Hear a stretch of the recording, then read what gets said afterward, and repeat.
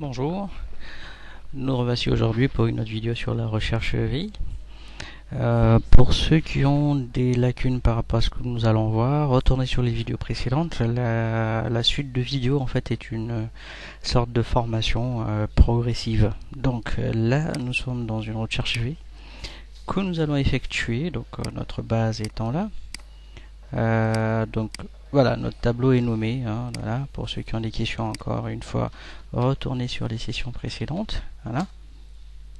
Sauf que cette fois, nous sommes dans une situation particulière. Nous avons un matricule là en colonne C. Nous ne pourrons donc remonter que les données qui sont à droite. Donc remontez sur les vidéos précédentes si vous avez des questions. Nous allons voir comment contourner ce problème. Donc il s'agit d'utiliser deux fonctions. La première se nomme index, la deuxième equiv. Alors equiv déjà connu. Si vous avez des questions, elle a été abordée la dernière fois. Elle vous permet de repérer une position. Sauf que cette fois, nous allons en fait les utiliser en fait communément pour pouvoir en fait faire des recherches indépendamment de la position du matricule. L'intérêt sera où? Déjà, vous n'êtes pas limité à tout le temps le mettre à gauche. Mais sachez que dans certaines situations, vous aurez plusieurs matricules différents. Donc, il n'y a pas plusieurs colonnes à gauche. Et donc, vous allez pouvoir en fait être un peu plus souple par rapport à votre recherche. Alors, je vais décortiquer ces deux fonctions. La première est une fonction qui a plusieurs syntaxes. Et par contre, quand vous lui communiquez une colonne, vous pouvez lui donner le numéro de la ligne qui vous intéresse. Je commence avec les noms. C'est beaucoup plus simple, voilà. Et donc du coup, sur cette colonne de nom, cette fonction index, je lui dis, tiens, ce qui m'intéresse, il est en ligne 5, par exemple. Voilà, c'est tout. Sa seule fonction, c'est de rapatrier une information d'une colonne donnée à une position donnée. Donc, cinquième enregistrement, pilar. Voilà. Alors, la seconde, equiv, sert à renvoyer une position d'une valeur cherchée. Donc, je vais par exemple rechercher la position de mon matricule dans la liste des matricules. Ok.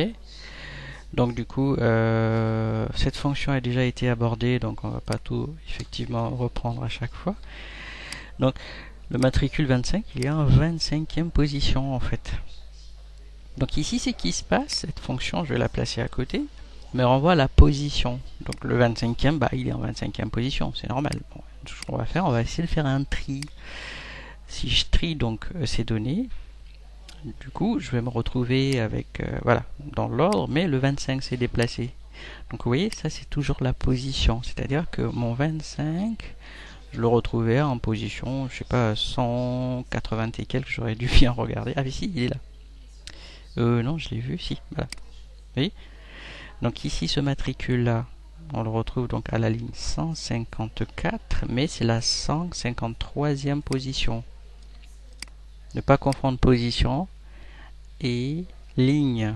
La position, c'est le comptage à partir du premier jusqu'au dernier. Exemple, si je rajoute une ligne au-dessus, la position ne change pas. Ok? Donc, cette fonction permet de repérer une position. Alors, donc du coup, on s'en doute un peu. Je vais faire en fait donc une recherche ici de l'intitulé, le title, et par rapport à ce matricule. Donc, je vais d'abord retrouver le matricule. Donc, je dois le rechercher dans la liste des matricules. Voilà. Ok. Donc, ça, c'est la position. Maintenant, dans cette position, donc la ligne en bas, toute la ligne, qu'est-ce qui m'intéresse? Donc, c'est là où ça devient intéressant. Je vais greffer l'autre fonction qui me permet de dire, écoute, on va taper dans les emails.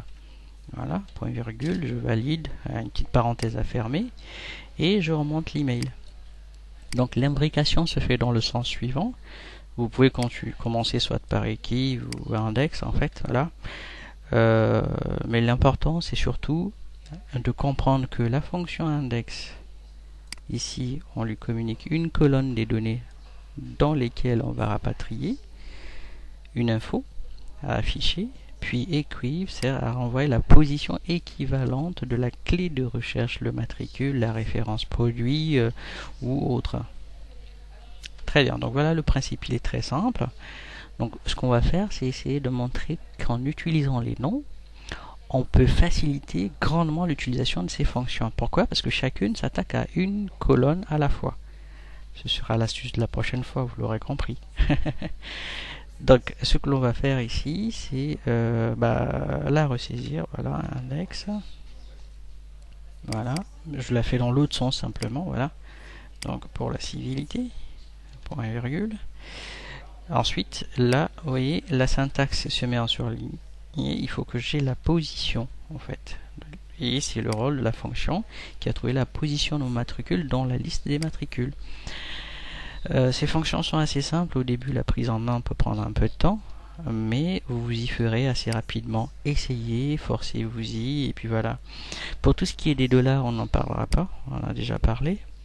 On verra comment automatiser totalement donc ces éléments grâce à une autre fonction qui permettra de lire l'étiquette là et d'aller chercher la bonne valeur.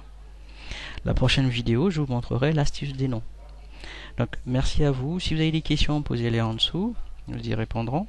Le fichier sera donc en téléchargement, lien de description en dessous.